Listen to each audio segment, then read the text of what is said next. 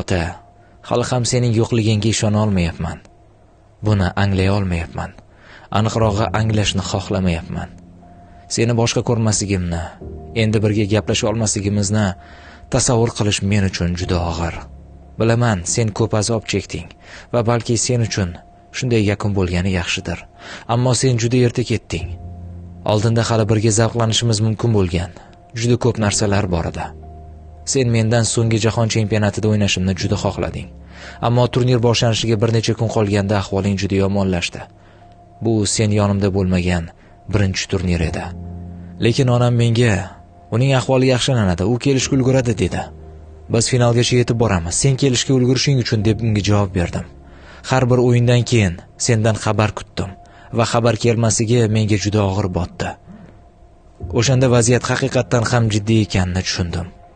Shunga qaramay imkon qadar uzoqroqqa borishga, senga vaqt berish va hech bo'lmaganda bitta o'yinimni ko'rishingga imkon yaratish haqida o'ylashda davom etdim. Biz finalgacha yetib bordik, ammo sen baribir kela olmading.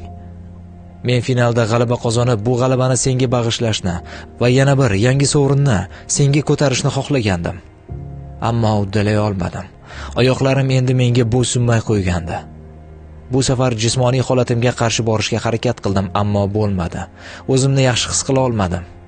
Biz shu voqealarning barchasi haqida gaplasha olmadik. Sen hech narsadan bahramand bo'la olmading.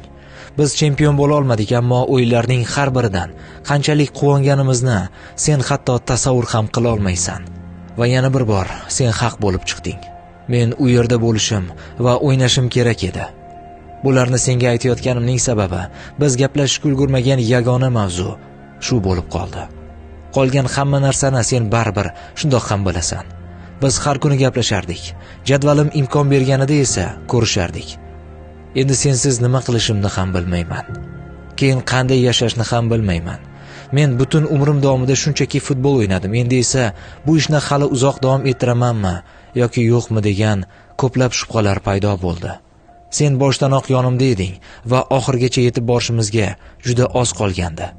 Nega yana biroz sabr qilmading? Nega bu yo'lni birga yakunlashimiz uchun yana ozgina qolmading? Bilaman, sen uchun eng katta baxt oilangning, xotining, farzandlaring va ayniqsa boshqalar bilib qolmasin-u mening qanday o'ynayotganimni ko'rish edi. Bu bolaligimdan shunday bo'lgan. Sen ishdan qaytishing bilan zo'rg'a ulgurgan bo'lsang ham, meni barcha mashg'ulotlarimga olib borarding. Ko'plab mashg'ulotlarimga esa meni onam olib borardi, chunki sen ishda bo'larding. Ammo mening o'yinlarimni sen albatta hech qachon qoldirmasding. Mening o'yinimni ko'rib qanchalik hayajonlanganingni, qanchalik quvonganingni eslayman. Garchi meni maqtovlarga ko'mib tashlamagan bo'lsang ham, sen men uchun ota ham, do'st ham, agent ham eding. Har bir vaziyatda sen aynan qanday inson bo'lishing kerak bo'lsa, shunday inson bo'lding. Hech narsada xato qilmading. Ba'zi e'tirozlarimiz, janjallarimiz bo'lganiga qaramay, oxir-oqibat sen har doim haq bo'lib chiqarding. Hammasi sen aytgandek yakunlanardi. Men seni juda sog'inaman.